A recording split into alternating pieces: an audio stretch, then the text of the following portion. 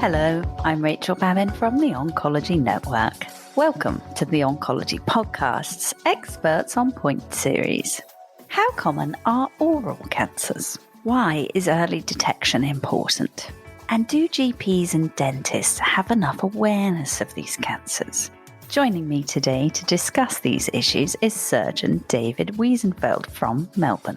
And just a reminder that to access all of our free podcasts, including our ever-popular series on diagnostics called Beyond the Slide, healthcare professionals are invited to join the Oncology Network. Head over to oncologynetwork.com.au to find out more. This is Rachael Babin, and this is the Oncology Podcast.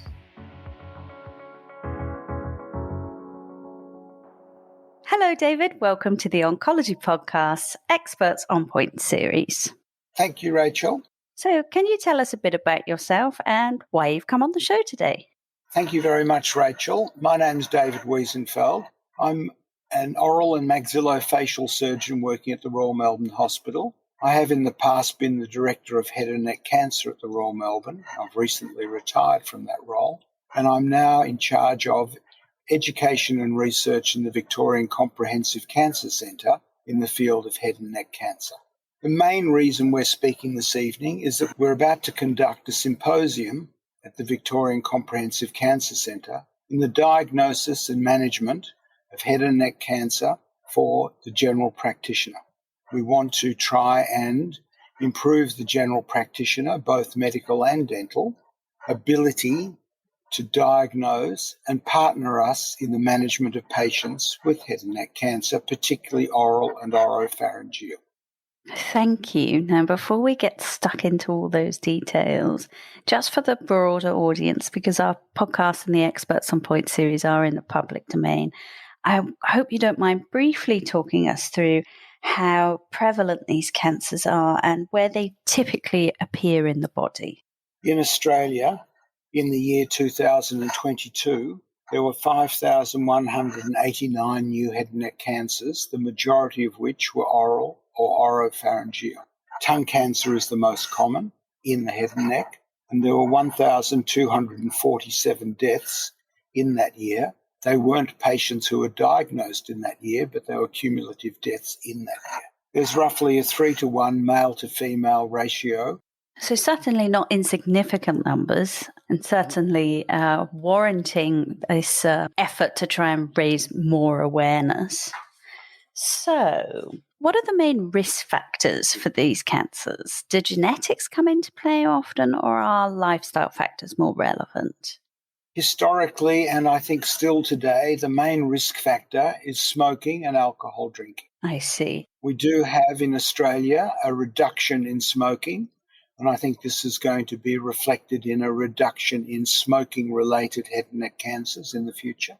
We also have a particular group of females, women in their middle ages, who are now suffering with tongue cancer, and that is increasing a lot in Australia. It's increasing around the world as well. I'm not up to date with world figures, but in Australia, there is an exponential rise in tongue cancer in females, and we're seeing that in our hospitals where I work as well. We have studied this very issue, and we are currently engaged in what's called an organoid program, where we grow the cancers from patients, and then we analyse the genomic basis and the mutations that are present in these cancers to try and improve our understanding of why they occur. So one challenge we currently face is an increasing number of women that never smoked, never drank heavy amounts of alcohol, who are coming down with tongue cancers, and they can be difficult to cure. It's a very interesting insight. So I'm talking to you tonight about two anatomical subsites, oral cancer and oropharyngeal cancer. Oropharyngeal cancer historically has been in smokers, mainly men, but there has been a change since the early 1990s, where a significant proportion of patients have their disease related to human papillomavirus, HPV, and HPV can be transmitted sexually through orogenital contact, and now that is an increasing group compared to the smokers. HPV is associated with approximately 60% of all oropharyngeal cancers. It's important to us in understanding and treating disease because the HPV-related cancers are more sensitive to treatment and the outcomes are better than in the smoking-related oropharyngeal cancers. There has been a significant change in HPV disease management in Australia, I think more so than in some other countries, wherein HPV vaccination is now available to young males as well as young females. We've seen a significant change in cervical cancer incidence in females, and because of the increased vaccination of males, it's expected that this disease will plummet in incidence by 2050. So you're anticipating that drop in numbers in the same way that regulation around smoking has created that drop, though we're moving in the right direction, but 2050 must feel quite far away sometimes. Yes, I think there will be a significant drop, and it will probably be a more profound drop than what we see in smoking-related cancer, because smoking prevalence is still very high. Yes. Interesting. Thank you. And what about culturally and linguistically diverse groups? Are they more at risk? I think certain cultural groups are more at risk, particularly with regard to oral habits. So oral habits includes snuff, smokeless tobacco, betel nut chewing, pun, and those habits are very common in the Pacific. They're very common in the Indian subcontinent. And we have a lot of immigration from both of those areas into Australia. And people do bring their habits and their cultural activities with them when they immigrate. So we're very concerned about an increase in the incidence, particularly of buccal cancer. Buccal is the inside of the cheeks, because if you are a pun user or smokeless tobacco user, that's where you place your snuff and you leave it in your cheek all day long. So why is early detection so important? My slogan is early detection saves lives, early diagnosis saves lives. And if you can diagnose a cancer when it's small, when it hasn't spread, when it hasn't gone into the lymph nodes in the neck, when it hasn't gone into the lungs, the chances that local treatment alone will cure it are very high. If patients come and the cancer's already spread into the neck nodes or metastasized into the lungs, your chance of curing a patient are diminished dramatically. So early detection and prevention through avoiding risky habits, risk behavior, and regular surveillance with your general medical practitioner, with your dentist, is very important to achieve early diagnosis.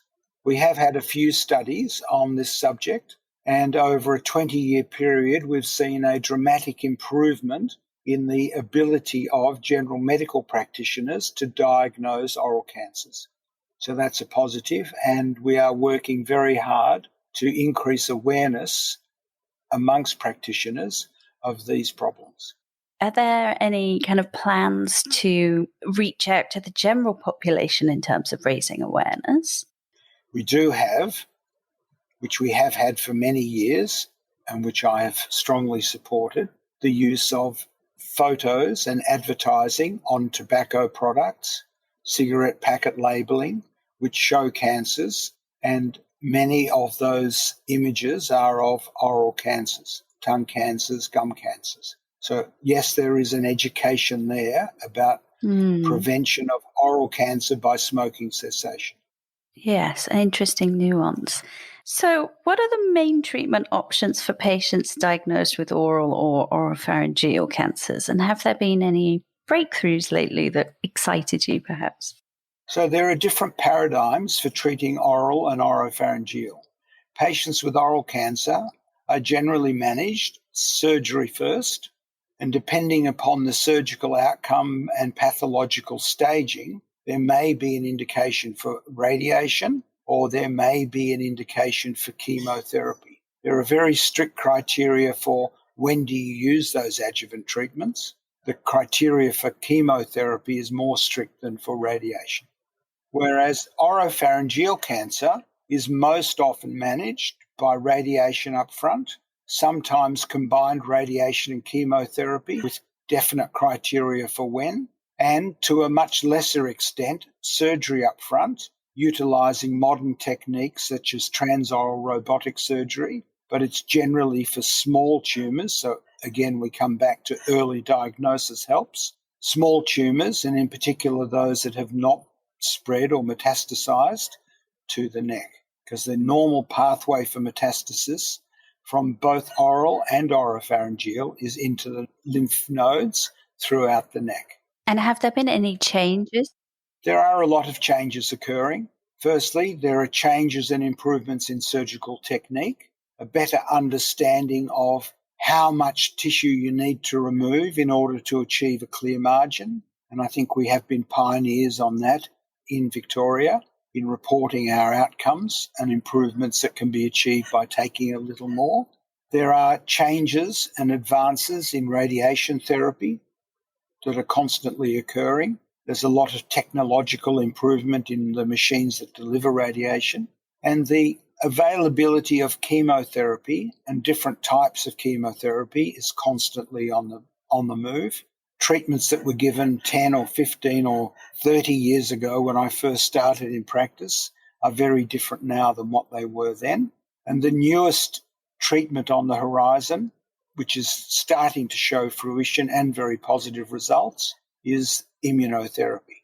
Immunotherapy is drug treatment that assists the patient's own body and the fighting cells, they're called the lymphocytes, to be active against the cancers and to destroy the cancers.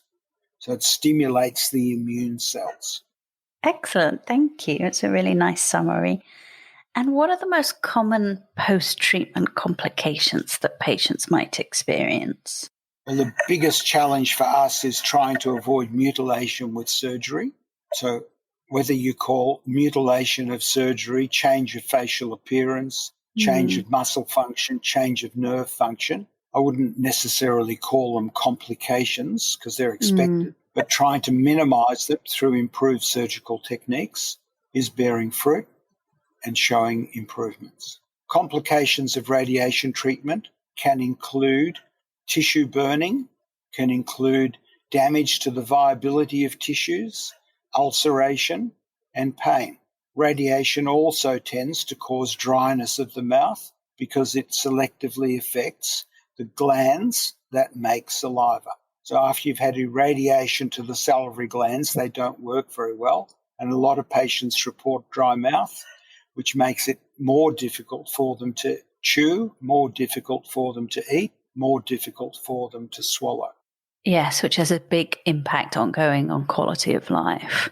Why is dental planning so important for patients with head and neck cancers? Dental planning is very important because patients need teeth to eat well. Patients need teeth to enable them to have a balanced diet with fibre, protein, carbohydrate, and fats. If you haven't got teeth, it's much harder to chew. If you haven't got teeth, you swallow your foods whole, and it's much more likely that you'll have digestive problems. So teeth are important for general health. Teeth are important for nutrition. And the trouble is when we operate on someone with a cancer of the gum, they lose teeth, they lose bone, and then we can reconstruct the bone, but we also need to focus on replacing the teeth. So the application of dental implants is very reasonable in this sort of situation. We do have certain patients who have the placement of a new bone from their leg into their jaw and dental implants put into the bone on the same day. But you've also got to take into account how their general health and general condition is, the added time of operation by doing all this at the same time. And so there is obviously a need to continue this emphasis on dental care after treatment as well. Yes, the treatment has impacts on dental care because with the altered tissues in the mouth, it's harder to clean your teeth. Having radiation can affect the salivary glands, which I've already mentioned. And if the salivary glands are affected and the mouth is dry, it's much harder to clear plaque and debris away from the teeth. So the incidence of tooth decay rises dramatically after radiation, and you need to take steps to prevent that occurring. So we would encourage patients to have regular care with their dentist, to have topical fluoride treatments with their dentist, and if problems do arise, to try to conserve and save their teeth, because if the teeth become infected due to tooth decay, then that increases the risk of developing an unpleasant condition called radionecrosis. And radionecrosis is where jawbone can die, or any bone can die, any tissue can die, because the blood supply is affected and reduced after long-term radiation. And do you think, we touched on this before, but do you think the medical community have enough awareness about these kind of cancers? No, they don't. And one of my missions in my career has been to try and improve awareness. And we try to do that with medical students to teach them, bring medical students into our head and neck clinics to see patients. But it is just about a rare cancer. So rare cancer in Victoria is defined as less than 300 cases per year. Tongue cancer is about 340. Head and neck cancer in total in Victoria is about 700, not including skin cancers that spread into the head and neck. So we're just about on the rare cancer. And if you compare that with prostate, lung, and breast cancer, it's an infinitesimal amount. And the emphasis of education has got to be on the common items. So those common cancers, students get a lot about those common cancers, but they don't learn a lot about the uncommon cancers. So that is a challenge. And increasing awareness amongst practitioners is also one of my missions through my role at the Victorian Comprehensive Cancer Centre as the lead in research and education for head and neck. And we are soon to conduct a all-day symposium on the diagnosis and management of head and neck cancer and how GPs, both medical and dental, can be involved in care planning and the provision of care, because we need a partnership between the hospital practitioners and the primary care practitioners to look after the patients to the highest level. We have seen in some of our recent research about tongue cancer that there's a distinct disadvantage to patients who live more than 200 kilometres from the treating centre, in that their recurrence rates were higher, their survival was worse, and I think that in part is because the patients are unable to continue returning to the primary treatment centre for surveillance and checking. Whereas if we can upskill the general practitioners, particularly those in rural and regional areas, to help us look after these patients, we may be able to improve their outcomes so it's just the same as people that live in the city. Yes, there's always this enduring disparity between the metropolitan and the regional and rural areas, so it's a very important point to highlight. So beyond the symposium, are there other things that you're doing to help raise awareness? We're supportive of a group called HANCA, Head and Neck Cancer Australia, and HANCA is about trying to support and provide information to the community and to patients. So those resources are all available. If you look up HANCA on the web, it'll give you resources about all sorts of head and neck cancers, how to diagnose them, how to manage them, what problems to think about, how to avoid complications. So it's a very good resource and it's an excellent organisation. Oh, that's very useful. Were there any other resources or papers perhaps that listeners who would like to learn more about could be referred to? Resources for the lay community, I would focus on HANCA because that's their job, is to provide those types of resources for the community. And as far as the professional community is concerned, we do have programs and articles available. There's a general practice symposia through the Royal Australasian College of General Practitioners, which is ongoing. I've contributed to it once. There are further sessions planned for the coming year through the college. Within the dental fraternity and dental profession, there are regular professional development courses on oral cancer management and the role of the general practitioner in supporting these patients. I would like to stress that our forthcoming symposium, which is on the 7th of July this year, which is an all-day symposium for general practitioners, primary practitioners medical and dental, is still open for registration. We also have online resources within the Victorian Comprehensive Cancer Centre of previous courses that we've run, including a 7-part symposium on tongue cancer and including an oral and oropharyngeal symposium that we conducted in 2019. So fantastic, David. Thank you. We'll make sure we include the links to all of those resources in the show notes. And it's nice to have a mix of resources for a professional community as well as consumers. So that's brilliant. Thank you. And thank you for your time. It's been fascinating chatting with you about this today. My pleasure, Rachel. Thank you very much. You've been listening to the Oncology Podcast's Experts on Point series, brought to you by the Oncology Network. To hear more podcast episodes, head over to our oncology portal at www.oncologynetwork.com.au. Registration is free for healthcare professionals and will give you access to exclusive content, such as our fantastic diagnostic series, Beyond the Slide. If you've enjoyed today's episode, please share it with your colleagues.